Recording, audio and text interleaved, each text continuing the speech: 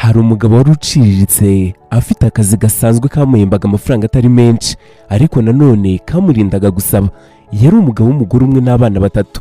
Yakoraga uko ashoboye kose ngo yuzuze inshingano ze nk'umugabo mu rugo, ariko umugore we ntiyashoboraga kunyurwa. Iteka yahoraga yijujuta atongana, avuga yuko umugabo we ntacyo ashoboye, avuga yuko abandi ku myaka nk'iy'umugabo we baba bafite akazi, amaduka n'ibindi. Agahora amubwira yuko asaziye ubusa. Intonganya, amagambo y'agasuzuguro, kutanyurwa no kudashima k'umugore we ntibyigeze bigabanya urukundo umugabo we yamukundaga n'umunsi n'umwe. Hari ubwo umugabo yashoboraga gutungura umugore we akamugurira umwenda, ariko umugore we aho kuwishimira ngo anezererwe umugabo we akabavugira hejuru ati, nawe rero wabonye ibyo ugura, uyu mwenda ugura amafaranga 2, njyewe sinawambara uzabaze.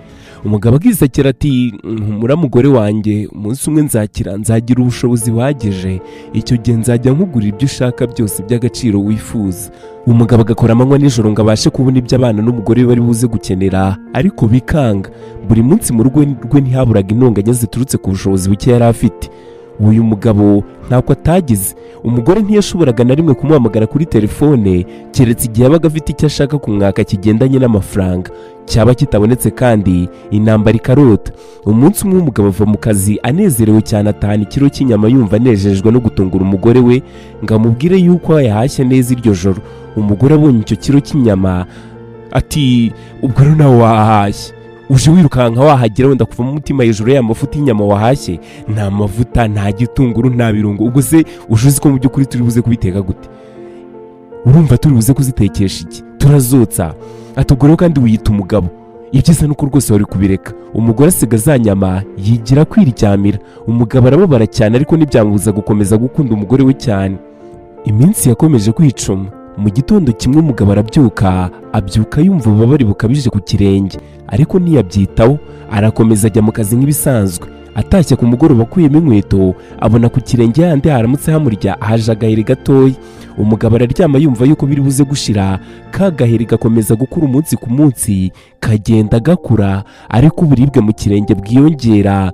Kera kabaye nyuma y'iminsi myinshi, yaje kujya kwa muganga basanga wa mugabo burya arwaye kanseri. Biba ngombwa yuko bamuca ikirenge, na duke yabashaga guhaha ntibyongera kumworohera.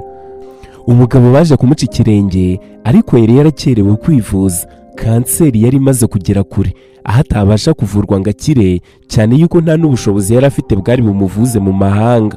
Ibi byaje gutuma mu masaha y'umugoroba arimo ahumeka umwuka wa nyuma, yabwiye umugore we ati, mbabarire ko ntabashije kuguha ibyo wifuzaga byose, ariko ibyo naguhaye nibyo ubushobozi bwanjye bwagarukiye. Mbabarire ko ntabashije kugira inzozi zawe impamo ngo nkubere umugabo wifuzaga. Mugore wanjye, uzanderera abana neza. Umugabo amaze kuvuga atyo yahise yipfira. Nyuma y'amezi 2 gusa, umugore ari ku gituro cy'umugabo we yatangiye kwibuka ya majoro, atangira kwibuka byinshi, yatangiye kuvuga amagambo yuzuyemo kwicuza.